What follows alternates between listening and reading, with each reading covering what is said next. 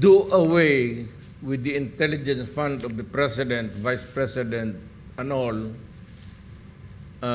you might as well do away with everybody. Yeah. Pati yung mga mayors na.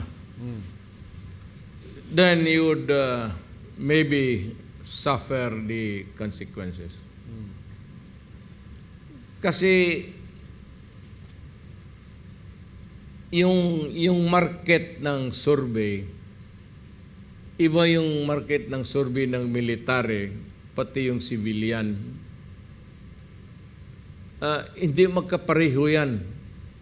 They do not really even approximate each other. When they say that yung military, the condition is good, this is factory, it does not reflect the whole truth. You have to get it from other sources para mabalance mo. And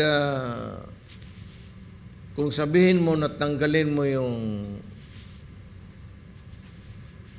intelligence fund, lalo na sa executive department, alam mo yung Congress lays down the policy.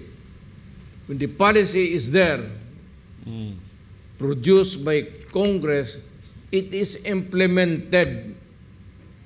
Ngayon yung implementation, it covers a lot of all aspects of governance.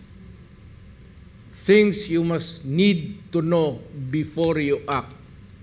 That is intelligence fund. Things that you need to know before you say something, that is intelligence fund, especially in matters of national security.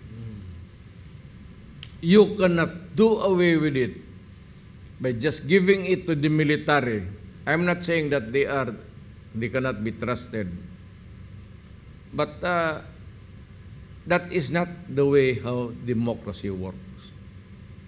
The intelligence gathered by the military would be a far different thing gathered by the mayors and the administrators. Hindi mo pwedeng alisin yan. Because hindi nila lahat ng mga military magtanong doon, isusurvey nila, lalo ng kaharap nila military. Hindi yung sasabihin ng totoo yan. Kung kaibigan niya, yung barangay captain pala, isang komunista. Or, yung kapatid niya nandoon sa bukid. You know, you have to get the sources from all. Now, itong mga executives, mayors, governors, presidente, kailangan talaga nila. The vice president should know why. Because the president does not share the secrets of the intelligence gathered with the vice president. Kung mamatay bigla lang yung presidente, his heart would just stop suddenly. Makakandara pa itong vice president niya, hindi niya malaman kung ano ang sitwasyon. Yan ang problema. Kaya ang mga mayors, how do they should run? They must have not excessively given. Pero importante yung intelligence man. Ewan ko, I've been mayor for 23 years. You think I could have the first thing to enjoy happiness dito sa Pilipinas, Davao City. You think nakuha natin yan kung walang investment? You think that we would be peaceful if I did not just buy information or buy out the person? O ito, umuwi ka na. Pumunta ka na, bumalik ka na sa inyo. Huwag ka nang umalik dito. Taga saan ka ba? Taga Samar, o sige, uwi ka na sa Samar, sa pamilya mo ito, magnegosyo ka na lang. Ganon ang trabaho ng presidente, pati mayors and governor. Oh. Kung hindi mo madala sa, kausapin mo na lang. Lalo na kung may pamilya. Para yung, ako para sa akin yung rebelde hindi masyado. Itong kriminal ang wala akong pasensya talaga. I like yung kidnapping with kidnap patapos patayin mo.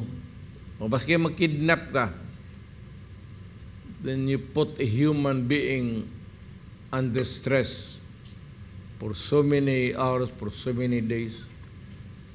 Hindi magandang gawin yan eh. Kaya prosecutor ako, I always nilalagay ko yung ano ko, kung ano ang kung ako ang ginawa sa akin ito. Kaya mainit ang ulo ko dyan sa mga kriminal. Talagang mainit. Pati yung itong droga. Sisirain nila yung bata. Pinapaaral ng tatay, nanay, high school, magkatapos, then college, expecting that this guy, this son or daughter would finish a 4-year course on time and maybe try to, find jobs, prepare for him for marriage or an occupation that would last a lifetime. It's the future that you are destroying. Kaya galit ako. You are killing the future of our children.